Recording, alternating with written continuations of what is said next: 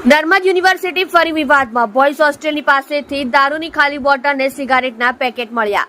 સુરતમાં આવેલી વીર નર્મદ દક્ષિણ ગુજરાત યુનિવર્સિટી એક પછી એક વિવાદમાં સપડાઈ રહી છે। વિદ્યાર્થીનીઓ સાથે પરીક્ષા દરમિયાન કથિત રીતે થયેલી તપાસમાં કુલપતિના ખુલાસા બાદ બોયઝ હોસ્ટેલ વિવાદમાં આવી છે। યુનિવર્સિટીના વહીવટી ભવનથી 100 મીટરના અંતરે આવેલી હોસ્ટેલ નજીકથી દારૂની ખાલી બોટલ અને સિગારેટના પેકેટ મળી આવ્યા હતા। દારૂની મહેફિલની સાબિતી ન પુરાવા મળ્યા। વીર નર્મદ દક્ષિણ ગુજરાત યુનિવર્સિટીના વહીવટી ભવનથી સૌથી નજીક આવેલી હોસ્ટેલ પાસે પાર્ટી થઈ હોવાના પુરાવા સામે આવી રહ્યા છે। શિક્ષણના મંદિર સમાન યુનિવર્સિટી પરિસરમાં દારૂની પાર્ટી થઈ હોવાની સાબિતી આપતી ખાલી બોટલ મળી આવી છે, જેથી શિક્ષણ જગતમાં ચકચાર મચી ગઈ છે। હોસ્ટેલમાં ચેકિંગની માંગ। મહત્વપૂર્ણ છે કે યુનિવર્સિટીની હોસ્ટેલમાં ગેરરીતિ ચાલતી હોવાનું સામે આવ્યું હતું। થોડા દિવસો અગાઉ હોસ્ટેલમાં ચેકિંગ હાથ ધરવામાં આવ્યું હતું, જેમાં એક બહારનો વિદ્યાર્થી મળી આવ્યો હતો। યુનિવર્સિટી હોસ્ટેલમાં સવારે ચેકિંગ કરવામાં આવે તો આ પ્રકારની પ્રવૃત્તિઓ પર લગામ આવી શકે તેમ હોવાનું વિદ્યાર્થીઓએ કહ્યું હતું।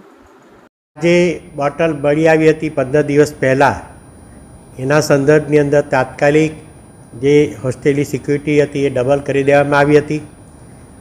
ચેકિંગ દરમિયાન જે વિદ્યાર્થીઓ આ યુનિવર્સિટીની અંદર કેમ્પસ સિવાયના વિદ્યાર્થીઓ હતા એમને તાત્કાલિક તેમનો પ્રવેશ સ્થગિત કરવામાં આવ્યો હતો। ફક્ત તેઓ પરીક્ષા માટે જ એમને રાખવામાં આવ્યા છે અને આગામી વર્ષથી તેઓને તેઓની કોલેજમાંથી અને આપણી હોસ્ટેલમાંથી પણ જે વિદ્યાર્થીનો રૂમ હતો એ બંનેને આવતા વર્ષ માટે પ્રવેશથી દૂર પણ કરી દેવામાં આવ્યા છે।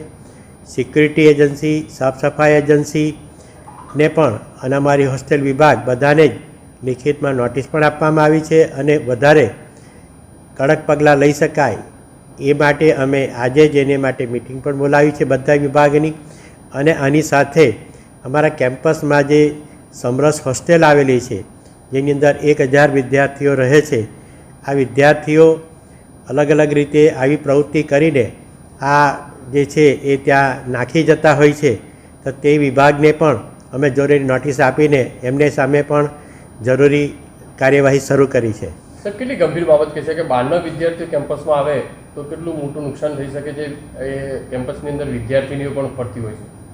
બહારના વિદ્યાર્થીઓ કેમ્પસમાં આવે ખૂબ જ અયોગ્ય છે, ખૂબ જ ગંભીર બાબત છે અને વિદ્યાર્થીનીઓની સલામતી માટે આ વિદ્યાર્થીઓને અમે અલગ અલગ રીતે ચેકિંગ કરીને તેઓને દૂર પણ કરવાનો પ્રયત્ન કર્યો છે અને જે લોકો પકડાય છે તેમને વોર્નિંગ આપીને જે સંસ્થાના હોય છે સંસ્થાને પણ અમે જાણ કરી રહ્યા છીએ। સર, પોલીસ કાર્યવાહી કોઈ થઈ?